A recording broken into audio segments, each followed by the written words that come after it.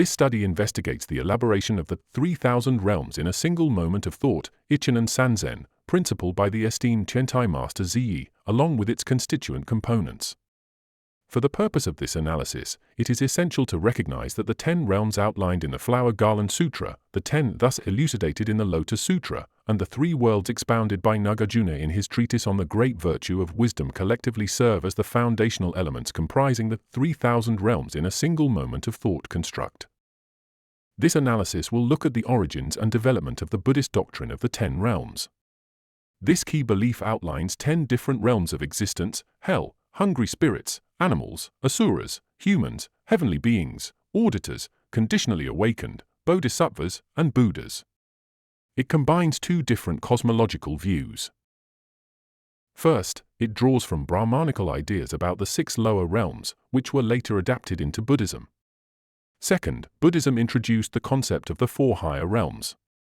Merging these Brahmanical and Buddhist ideas into the 10 realms was a complex process that took a long time to complete. Even though the 10-realm concept seems straightforward today, creating it was quite challenging. The different origins and unique development paths of its elements, along with the complexities of the various celestial, draconic, and human forms, both monastic and lay, required a long effort to create a unified system.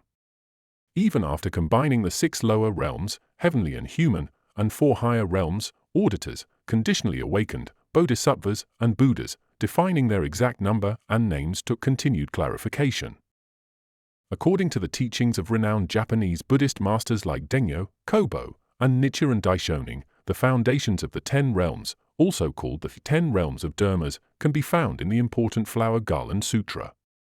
This study will critically examine the 10-realm concept and its many implications based on this text. Before moving forward, it's important to note something about the idea of the 10 realms. While this term is often used casually, a closer look shows that its development relies heavily on Buddhist teachings. Without the Buddhist explanation of the 4 holy paths, the concept would be limited to the 6 realms of existence recognized in the Brahmanical tradition. This difference is crucial. For those who haven't encountered the correct teaching and don't realize their inherent Buddha nature, their existence is confined to the 6 realms of samsaric rebirth, endlessly cycling through life after life. It is only when they encounter the Dharma and understand their Buddha nature that they can traverse the 4 holy paths, transcend the suffering of samsara, achieve Buddhahood, and realize nirvana. Anticipating a counter-argument like, even if they don't know it, they have the potential to become a Buddha, we need to reject this idea. Potential alone, without actual realization, doesn't hold any real value. For example, all women might have the potential to become mothers, but not all will have children. Similarly, just because someone might have the potential to become a great leader or a musical genius like Mozart, it doesn't mean it will happen for most people. A cause isn't genuine without its effect. Mere potential isn't the same as actual reality. We can understand this better with an analogy to farming. No matter how fertile the soil is, without planting seeds, watering, and sunlight, there will be no harvest. Similarly, in the spiritual realm, the seed of Buddhahood must be planted for Buddhahood to be achieved. Without setting up the right conditions, the desired result can't happen.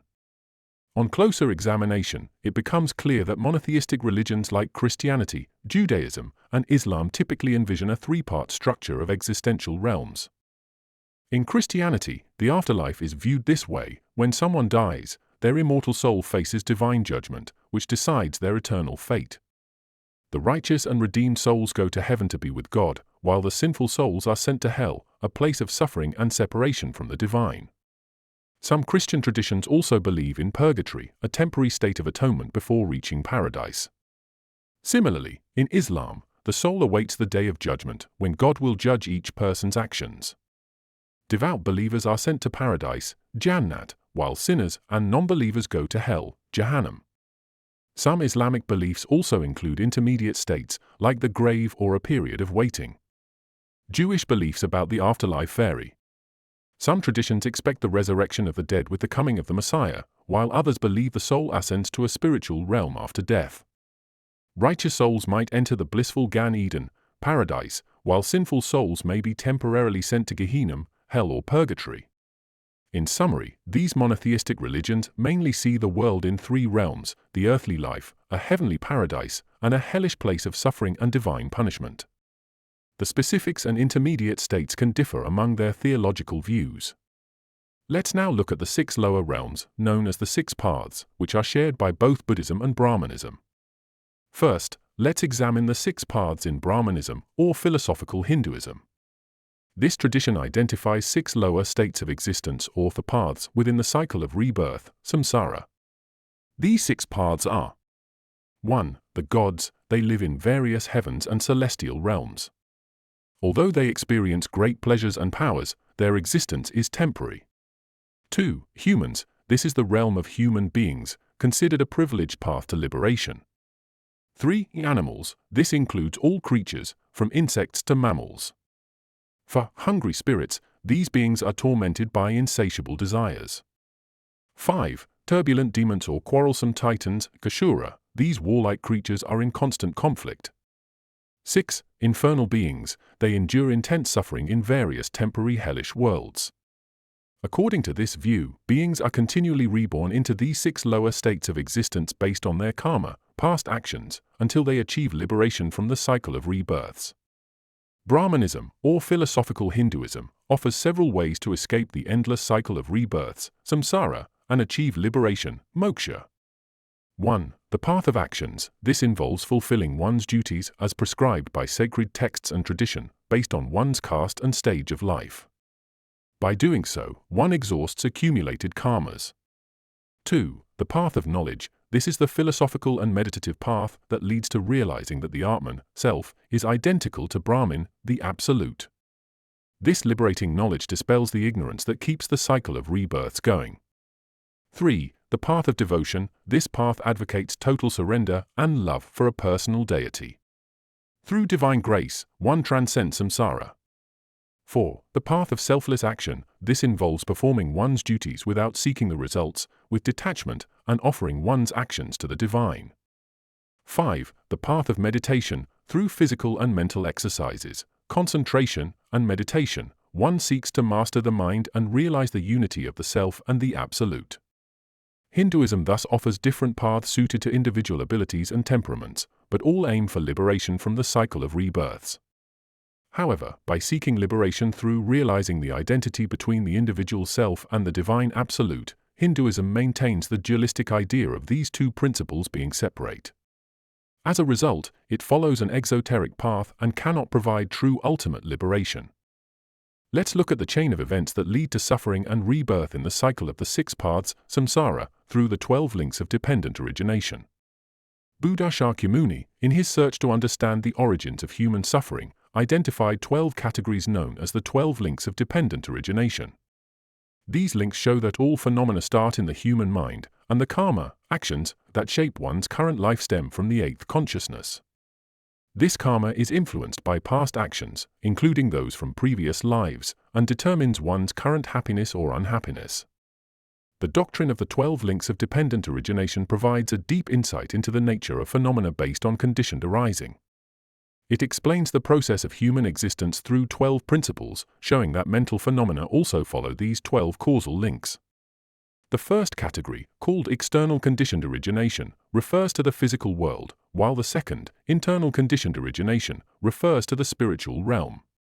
This teaching explains the cycle of birth, growth, aging, and death, and reveals the changing states of the human mind across past, present, and future. Let's first look at the list of the 12 links of dependent origination. 1. Darkness, or ignorance. 2. Actions. 3. Consciousness. 4. Names and forms. 5. The 6 entrances. 6. Contact. 7. Perception. 8. Attachment. 9. Appropriation. 10. Existence. 11. Life. 12. Old age and death. The Transitional City chapter of the Lotus Sutra presents these 12 causal links as follows. Darkness leads to actions, actions lead to consciousness, consciousness leads to names and forms lead to the 6 entrances lead to contact, contact leads to perception perception leads to attachment, attachment leads to appropriation, appropriation leads to existence, existence leads to life, life leads to old age and death, misery and suffering. These causal links are also discussed in the long instructions of the Agama Sutras, where the concept of conditioned production is introduced. The phrase, because this is, because this appears, that appears highlights that actions are conditioned by ignorance and other factors, resulting in the accumulation of suffering. The Transitional City chapter also talks about how ending the chain starts with the disappearance of darkness, actions, consciousness, and so on, ultimately extinguishing old age, death, misery, and suffering. In summary, the 12 causal links and the concept of conditioned production are fundamental teachings in the Lotus Sutra and the Agama Sutras. They highlight the interconnected nature of reality and how ignorance perpetuates suffering. Now, let's focus on the concept of external conditioned production. This view examines the human being solely from a material standpoint, considering 12 consecutive phases in the development of their physical form. The first element in the sequence is darkness, commonly referred to as ignorance. Our existence begins with the physical union of our parents. Before the embryo implants in the womb, it exists in a state of ignorance, lacking cognition and awareness. Next comes actions. The initial germ of ignorance awakens to consciousness upon conception in the womb, shaped by the act of procreation that defines our early existence. Consciousness follows, starting in a basic state with organic traits, preparing to fully develop into human essence. As consciousness evolves, it reaches the stage of name and form. Name refers to intangible aspects like mental states, while form represents the physical body. Together, they capture the body-mind duality inherent in human nature. The development of name and form leads to the emergence of the 6 entrances, also known as the 6 senses: sight, hearing, smell, taste, touch, and mind. This stage marks our birth. When our sensory and cognitive abilities fully develop, the senses of sight, hearing, smell, taste, and touch become functional. The point where these sensory organs, influenced by name and form, meet is called contact. As our sense of touch develops, we begin to experience attraction or aversion, which is called perception. This stage usually happens around the age of 6 or 7.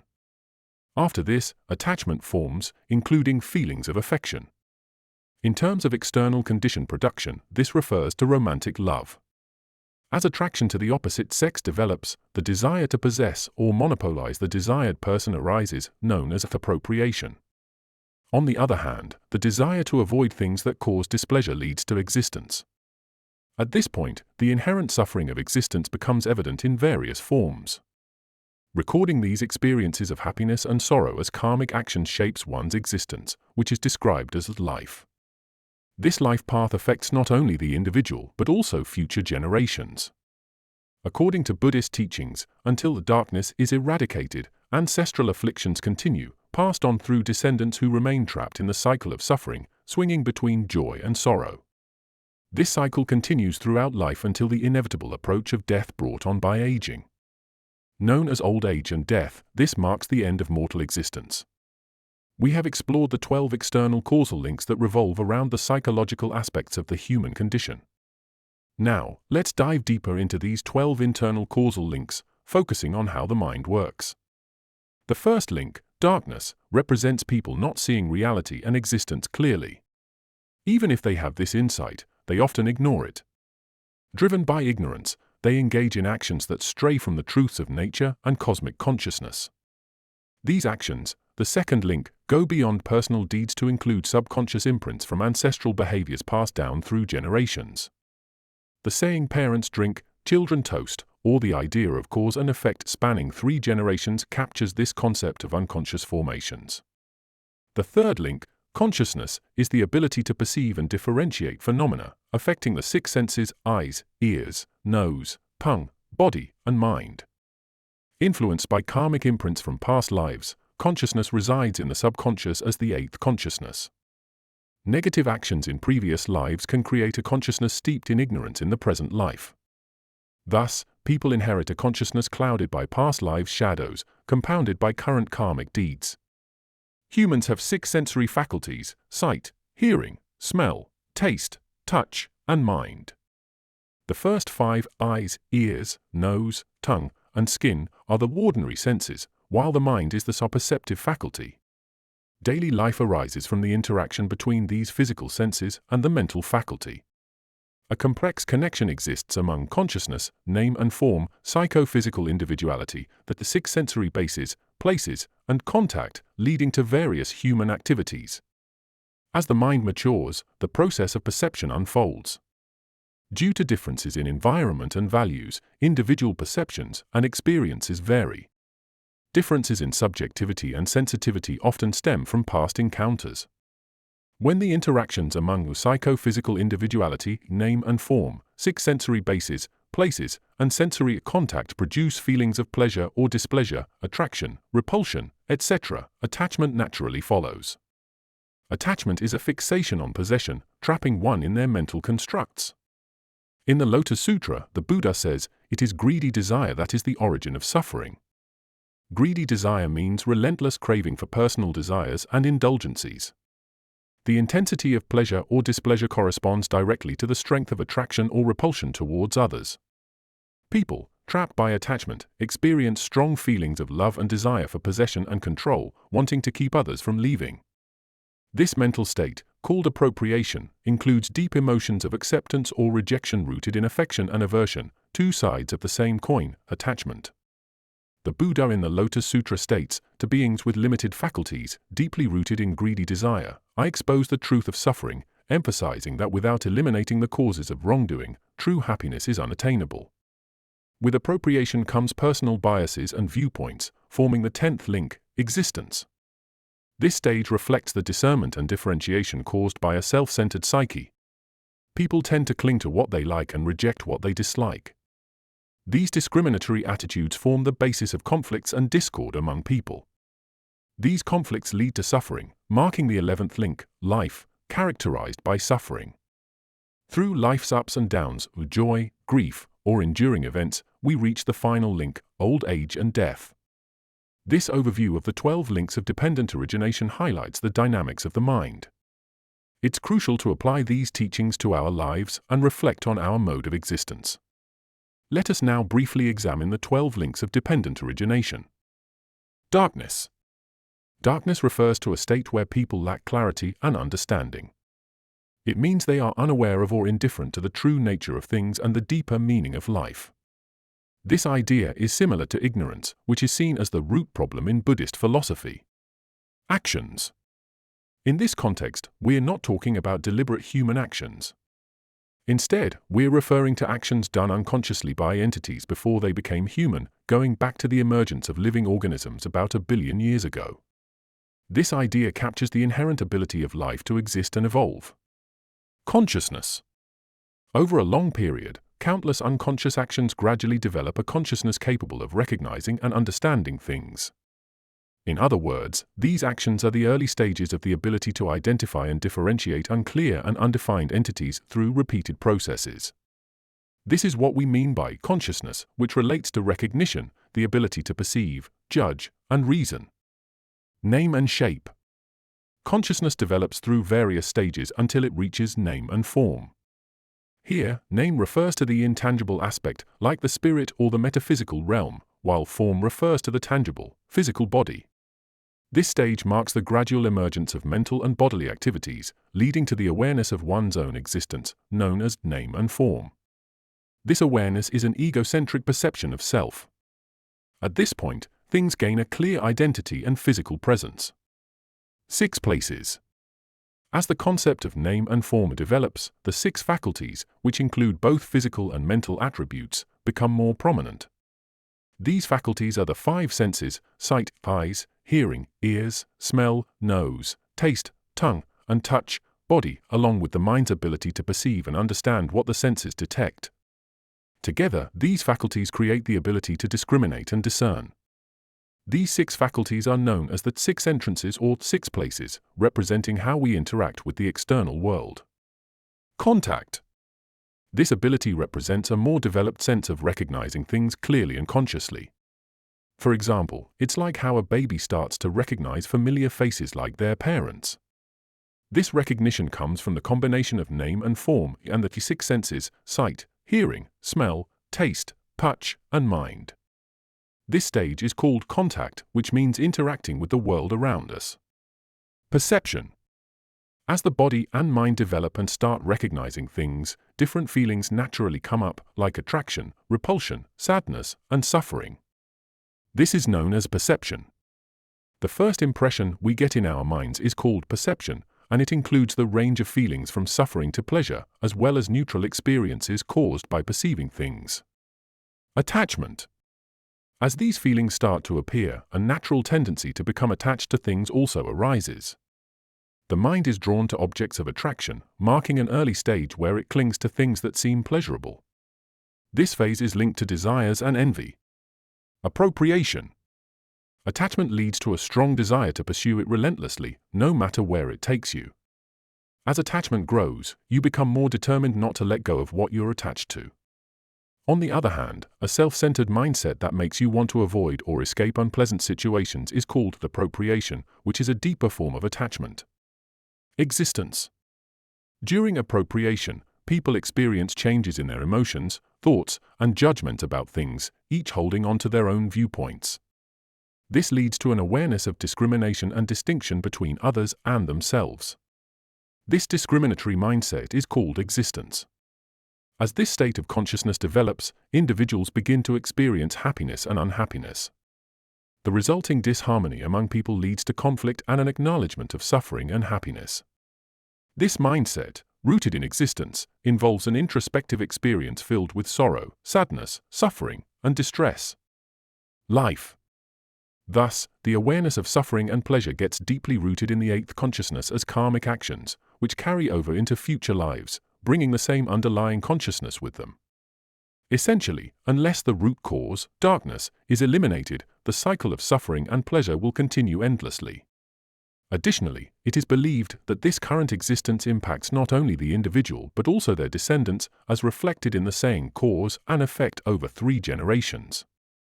This stage corresponds to the concept of birth, old age and death. Upon being born into this world, the inevitable process of aging and death begins, known as old age and death. Could it be that the fear or anxiety people feel towards death comes from the misconception that only the physical body matters and that life is limited to a single existence? The Buddha explained that by accumulating virtuous deeds, good karma, in alignment with the Dharma during one's current lifetime, one can be reborn into a more favorable environment in the next life, a phenomenon called rebirth in a favorable place in the next life, leading to a better existence. Ultimately, he teaches that it's possible to break free from the cycle of birth and death within the 6 realms, samsara, and achieve a state of enlightened existence. By examining the journey from the emergence of living organisms to the human form and the condition of humans enduring a life full of suffering, it becomes clear that this predicament arises from the deepening of ignorance across the various stages of the 12 causal links, with darkness being the primary cause.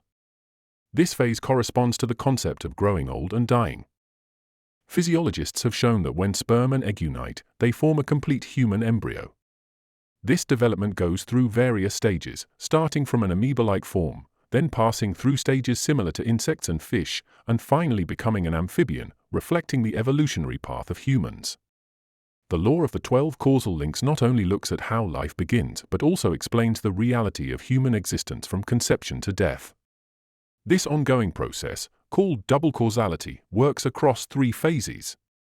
Double causality is a key idea in the theory of conditioned production taught by the Sarvastivada school, one of the 20 Hinayana schools that believe in the existence of all phenomena. According to this theory, causes from past lives, like ignorance and actions, lead to present effects such as consciousness, name and form, the 6 sensory domains, and perception. In the same way, causes from the present life, such as appropriation and existence, lead to effects in future lives, like life, old age, and death. Thus, causes and effects are connected across the 3 phases. The law of the 12 links of conditioned production can be understood in 2 ways, sequentially and inversely. Sequential contemplation involves observing the sequence of causes and effects from the start of human life to its end. In this endless cycle of rebirths, known as samsara, beings face many sufferings. Beneath the Bodhi tree at Bodh Gaya, the Buddha meditated on how to free himself from this inherent suffering. Inverted contemplation, on the other hand, involves observing that the end of darkness leads to the end of actions, which then leads to the end of consciousness, and so on. Understanding both ways of contemplation, sequential and inverted, is crucial to grasping the teachings of the 12 links of dependent origination. It shows how basic ignorance leads to actions and their consequences, continuing the cycle of rebirths. The 12 links of dependent origination provide a path for contemplation for those who are conditionally awakened. The Buddha also taught the Four Noble Truths to his disciples, who were less spiritually advanced than the conditionally awakened. These truths include the reality of suffering, its origin, its cessation, and the path leading to its cessation. How do the Four Noble Truths relate to the 12 links of dependent origination? Sequential contemplation of the 12 links covers the truths of suffering and its cause. Darkness, actions, attachment, appropriation, and existence represent the cause of suffering, while the other links depict suffering itself. Inverted contemplation, however, deals with the truths of the cessation of suffering and its origin, and the path leading to their cessation. The truths of suffering and its causes, like darkness, actions, attachment, appropriation, and existence, are seen as the poison preventing people from seeing the true nature of phenomena, causing endless rebirths in the cycle of the 6 destinies. But Nichiren Daishonin explains in the reply to the wife of Lord Ota that practicing the sublime Dharma allows ordinary people to achieve Buddhahood in their current life. Future discussions will explain the exact causes leading to rebirth in one of the 10 realms of existence, known as the 10 realms.